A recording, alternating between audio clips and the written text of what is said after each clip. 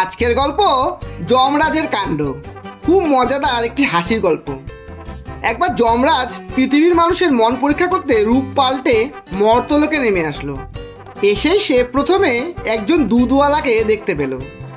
যমরাজ তার কাছে দুধ চাইলো, আর দুধওয়ালা যমরাজের কাছে দুধের পরিবর্তে পয়সা চাইলো। কিন্তু পয়সা না দিতে পারায় দুধওয়ালা যমরাজকে দুধ না দিয়েই চলে গেল। এরপর যমরাজের সাথে একজন মাতালের দেখা হয়ে গেল। যমরাজ তার কাছে মদ চাইল।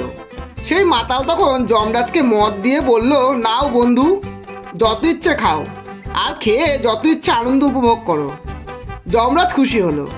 তখন যমরাজ দুধওয়ালাকে অভিশাপ দিল আর দারুওয়ালাকে আশীর্বাদ দিল যে দুধ প্রত্যেক ঘরে ঘরে গিয়ে বিক্রি করতে হবে, আর মদের জন্য লোককে দোকানে এসে লাইন দিতে হবে।